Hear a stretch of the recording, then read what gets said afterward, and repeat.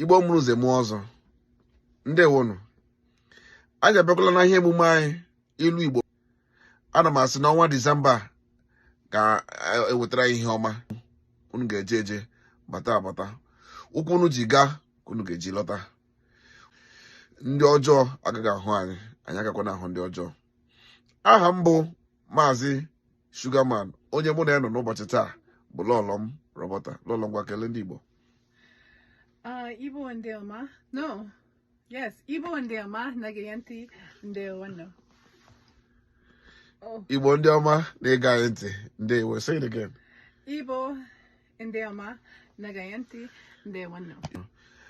Ilulu anyị na-ewetara n'ụbọchị taa bụ ilulu nke na-asị mma eji gbuo osisi ọjị taa bụ mma ụzụ hụrụ n'ọkụ ụnyaahụ.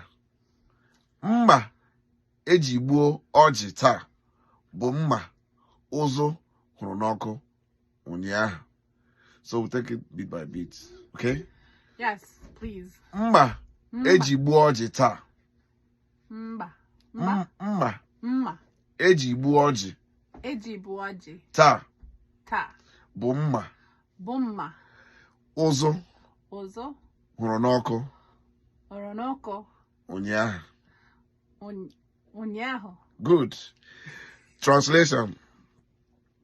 That machete that cuts down a big tree today is the same machete that went through a blacksmith forge yesterday.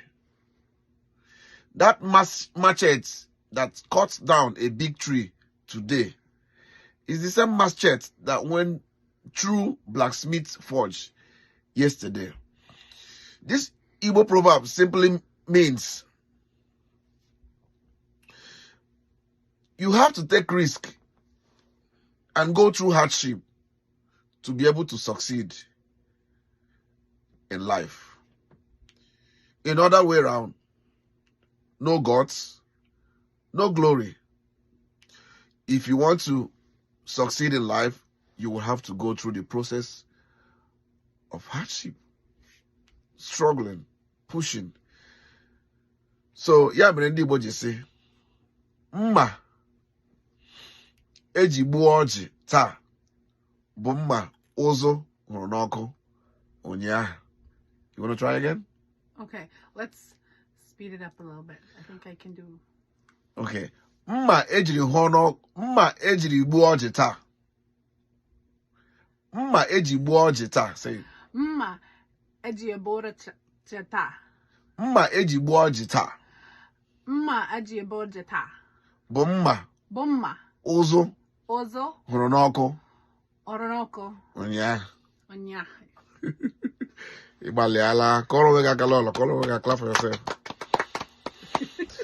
Igbo nwe mmadụ ngwa n'ụnụ ka emesịa nụ ka ahụ n'izu ụka ọzọ. Asị onye ahụrụ taa ka ahụkwa ya echi.